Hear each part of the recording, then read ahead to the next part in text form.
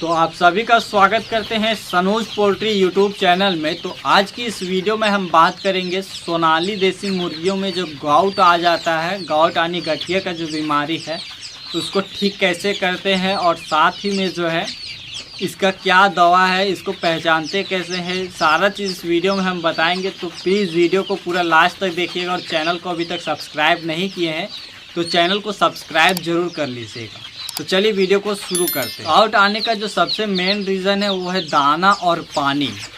अगर आपका चूजा सही से पानी नहीं पी पा रहा है या फिर दाना नहीं खा पा रहा है तो इसमें आपका चूजा में गाउट आने का चांसेस बहुत ही ज़्यादा बढ़ जाता है। और कभी कभी जो है चूजा में गाउट हैचरी से भी आ जाता है। हैचरी से कुछ इस प्रकार से आता है, आपका चूजा जो है हैच मान के चलिए आज होता है और कहीं होल्ड हो जाता है चूजा, कहीं जाम में फंस जाता है या फिर किसी तरीके से आपके फार्म में जो है 1 से 2 दिन के बाद आपके फार्म में चूजा आता है। तो उस समय भी चूजा में जो गाउट है वो आ जाता है क्योंकि पानी प्यासा हुआ रहता है चूजा, उसमें गाउट बहुत ही ज़्यादा बढ़ जाता है चूजा में।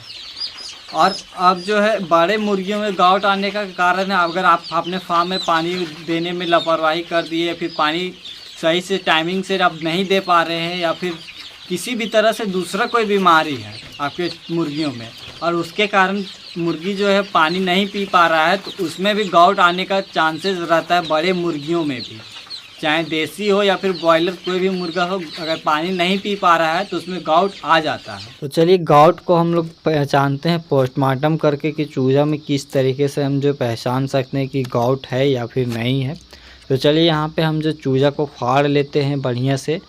चूजा को बढ़िया से फाड़िएगा, अगर ब्लड आ जाएगा, इसका जो ब्लड है फसल से उसको नहीं फटना चाहिए और बाकी अच्छे से फाड़ करके निकाल लीजिएगा इधर पूरा। तो देख सकते हैं यहाँ पे जो है हम फाड़े तो ये जो है ये पीला पीला ये यॉक है, लेकिन हम आपको चलिए गाउट बताते हैं तो और अंदर हम इसको थोड़ा सा फाड़ लेते हैं देख करके। तो ये देखिए जो इधर जो हमारे साइड में है जो एक पतला सा आपको यहाँ पे दिख रहा होगा वाइट कलर का लाइन सा, वही जो है किडनी के ऊपर, यही है गाउट चूजा में। बड़े मुर्गियों में भी सेम इसी तरीके से रहता है। अब ये जो वाइट कलर का देख रहे हैं पतला सा एकदम जो है जिस तरीके से हमने उंगली से निकाला है उसको, वही जो है गाउट है। और बाकी आप चूजा का पैर से भी पता कर सकते हैं, पैर जो चूजा का वो सूख जाता है तो इसमें भी गाउट रहता है। अब बात करते हैं इसको जो गाउट से बचने का तरीका क्या है। तो आपको जो चूजा को पानी सही टाइम पर देना है और साथ ही में चूजा का देख रेख भी करना है कि हमारे चूजा या फिर बड़े मुर्गी जो है उसमें कोई बीमारी तो नहीं है, और अगर है तो उसका दवा तुरंत चलाइए क्योंकि देर से चलाइएगा तो फिर दवा उतना काम नहीं करता है। अगर तुरंत चला देते तो बढ़िया से थोड़ा काम कर जाता है। और आप चूजा का अपना पोस्टमार्टम करके भी देख सकते हैं कि क्या है आपके चूजा में क्या बीमारी है, तो उस तरीके से आप उस हिसाब से दवा भी चला सकते हैं।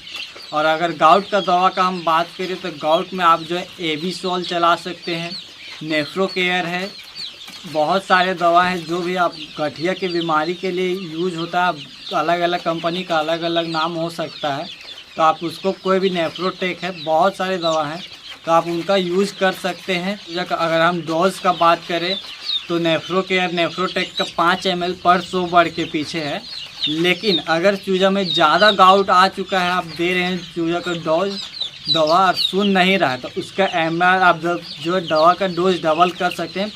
5 से 10 ml के बीच में जो है 100 चूजा के पीछे आप दे सकते हैं।